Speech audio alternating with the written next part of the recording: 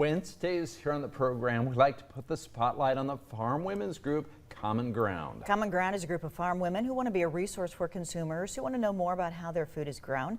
So joining us now is Common Ground volunteer Karol Swan from the Columbus area. Nice to see you today. It's good to be here.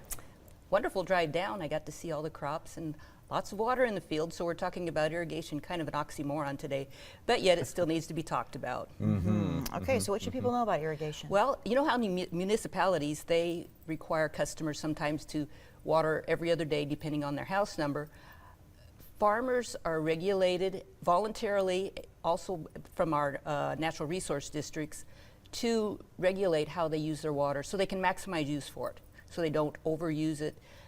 So in a sustainable way. And there's been so many things come up lately. Probably the center pivot irrigation system is probably the best thing that's happened to conserve water because of the tools they can use to regulate how much water is applied through the pivots, whereas flood irrigation, they kind of open the gates and let the water go. Interesting irrigation history is amazing. And in 1939, I have a farm in York County. 1939 was the first well in York County. 1964, they had like 1,200 wells. At that time, there was concern about the sustainability of our groundwater. So in the formation of the natural resource districts, in which York is in the upper Big Blue, they set some regulations on where you could drill wells, if you could have new ground irrigated, and then they gave some allotments. And say, like York County has 30 inches over a 3-year period to use, and they have flow meters so they can regulate this. And it's, like I said, the farmers, they want to use less water because it's expensive, but they also know we need it for the future generations. So they're very prudent about it. And of course, we've had a lot of drought-resistant type hybrids, which makes, there again, too, use less water.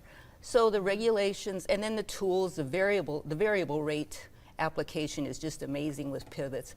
They can decide in the field, say a pivot goes around 160 acres, oh, this spot needs more, this spot needs less. They can monitor that with moisture sensors. It's just amazing, truly amazing, how they can optimize water usage so we can have sustainable water for the future. It's just truly amazing, I think, for irrigation. With all the rain that we've had, I'm sure that's maybe good news for people who are irrigating. They don't have to use their systems. Yeah, it saves money, saves time, saves wear and tear on the equipment, helps the subsoil regenerate the subsoil moisture, which due to our drought was kind of gotten really depleted. And people wonder why we irrigate. Well, I have a picture that I took last summer. It showed the corner where there was no corn. It couldn't even come up because there was just no moisture in the ground. And then the irrigated sections behind, and that's why we irrigate. Then there's a whole another topic of economic and supply and demand on that also. But just, you know, they have regulations, but they also do it voluntarily. They use drones to check out things, but like I said, the center pivot irrigation, when people see them running and they wonder about the evaporation, there's a whole science in that too, that it's how it regenerates the moisture, even though, and it does certainly save a lot of water usage. All Okay. right, Karol, thanks for all that information. Yeah. And I know you're sticking around. You have something for the 4th of July. Yeah.